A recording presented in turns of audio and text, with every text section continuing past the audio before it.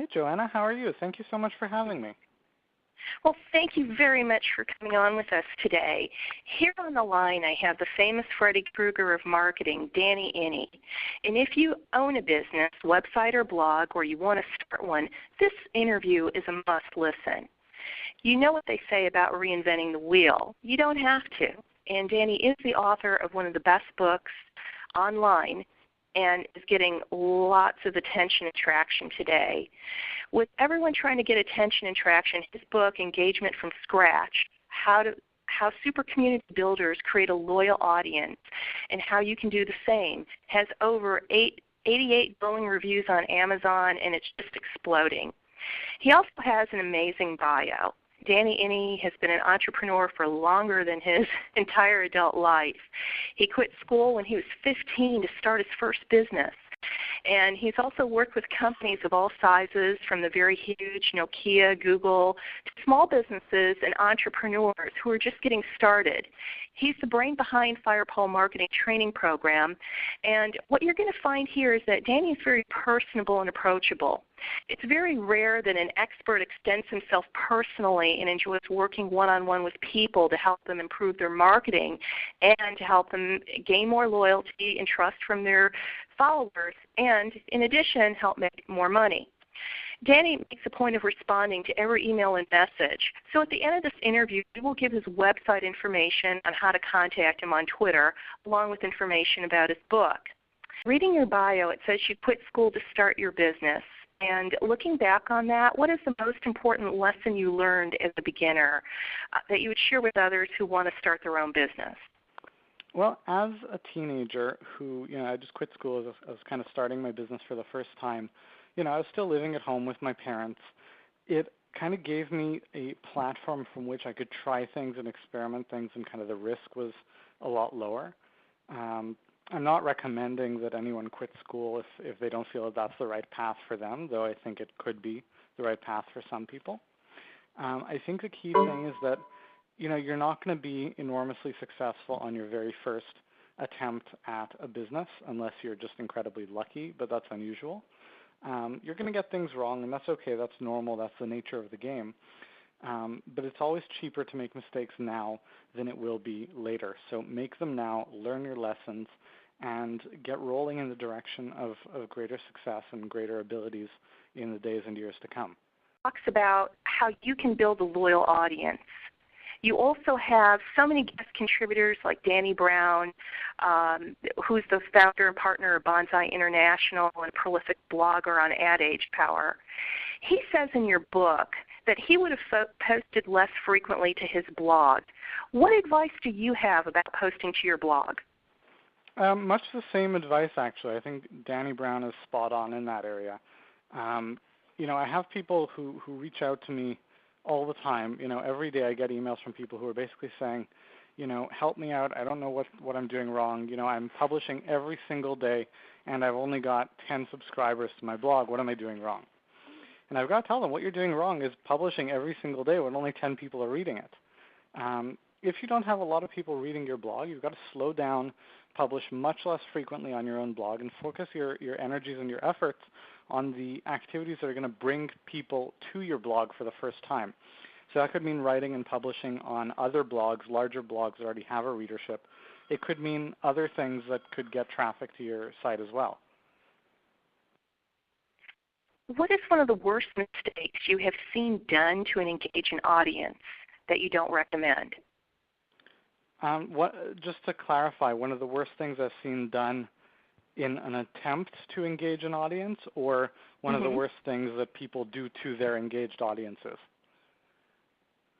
Those are actually two great points there. Yeah. Can we take the first one? We'd like to hear them both, though. Sure. So it's kind of hard to say because it's kind of like that.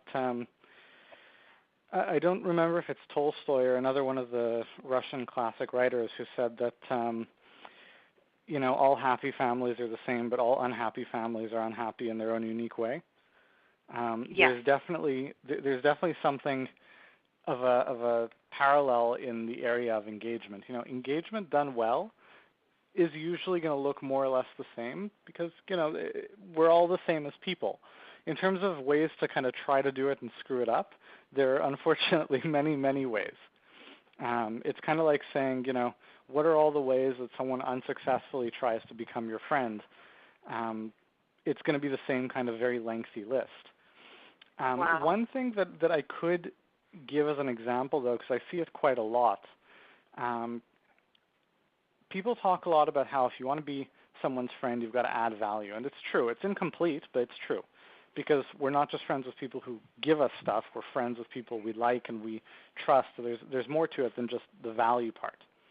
But just on the value side, people then go from there to say, they want to just ask, what do you need? How can I help you? What can I do for you that is valuable? And going to a stranger and saying, what do you need, is not helpful or valuable at all. It's really just annoying and pestering.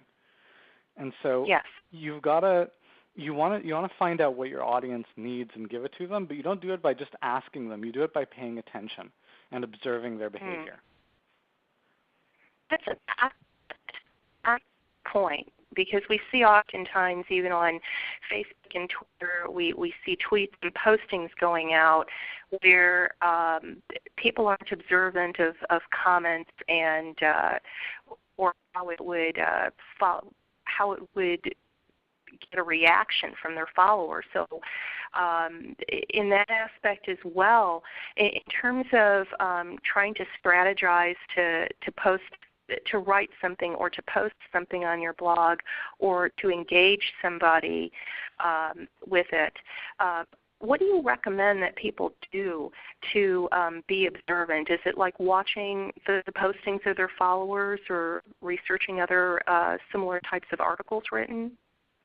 It's not so much about content, it's about behavior. So of the stuff that you have written, which of those posts were very well received by your audience, which got a lot of traction, a lot of shares, a lot of comments? When people are commenting, what sort of things do they have to say, and what does that tell you about what they like and what they care about, and what is a hot button issue for them, and what do they struggle with? When people reply to your emails, when people send you questions, what are the recurring themes? What are the patterns that begin to emerge? It's that kind of paying attention. And likewise, not just on your own blog, but on the blogs of your competitors, on the blogs of your peers, anywhere that can give you a snapshot or a window into the mental state, the drivers, and the behaviors of the people you want to connect with. Oh, wonderful. And what advice do you have for people who are paying attention, but yet they're shy about reaching out to gain an audience? I don't think gaining an audience is the right verb, and I think that's kind of part of the problem. Okay. You don't go, like, let's say you've just moved to a new city, or when you're in high school, you move to a new school, you're in a new environment. You want to make friends. You don't go hunting for friends. It's not like you find people and you've got to kind of catch them and ensnare them in your web of friendship. It doesn't work that way. It's more about finding a really good reason for people to want to connect with you. And so it can be as simple as not trying to go and, get some audience or get some friends or kind of grab them, but it's much more a matter of coming in a spirit of service.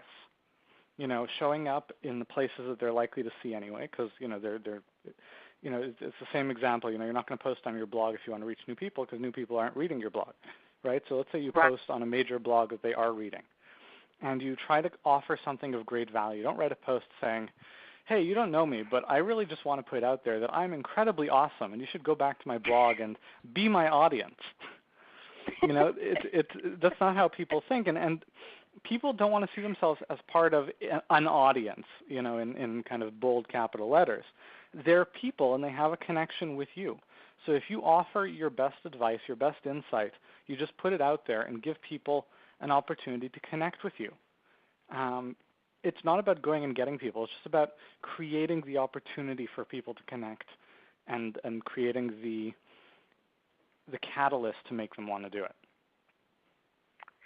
One of the biggest fears that I've noticed is that people get paralyzed by failure.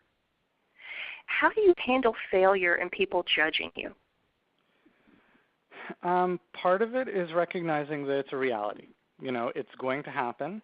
People are going to judge you, especially the better you do, and therein lies part of your salvation to a certain extent. And I'll talk about that in a moment. But the bigger you get, the more successful you are, the more people are going to judge you. That's just the nature of the game.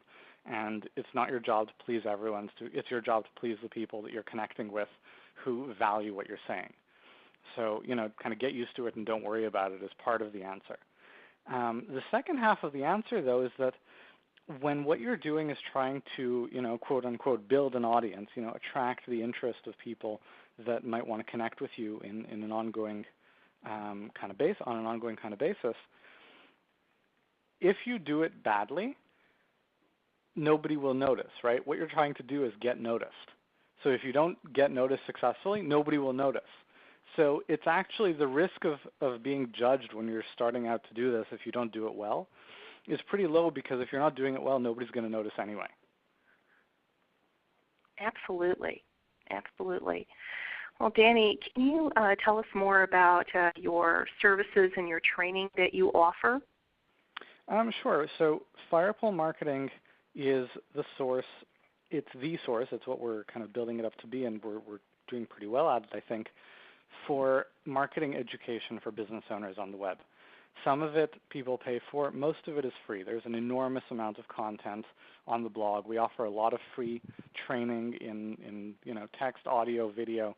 My book is available for free. My manifesto is free. There's a lot of free stuff out there. And we teach business owners how to be better at marketing, to get more customers, to build their business into what they want it to be, into the vision that they had when they started, or the vision that it's evolved into along the way. Now, I do an awful lot of things, and I don't want to kind of say, go check this out, check that out. The easiest way for people to get a sense of who I am and what I'm about is by reading my book. And anyone can go to Amazon and buy Engagement from Scratch for like $15, $20, whatever it is. But you don't have to do that. Just go to engagementfromscratch.com, and you can download the whole book for free. It's not like it's 2 chapters and you have to buy the rest. You get the whole book, no strings, and I just want as many people to read it and get as much value out of it as possible. And by doing that, you're also going to be able to reach out to me. You go to engagementfromscratch.com, you tell me you want the book, I'll send it to you, and you can reply to that email, and it'll go straight to my inbox, and I'm very happy to connect with anyone who's interested in that kind of connection.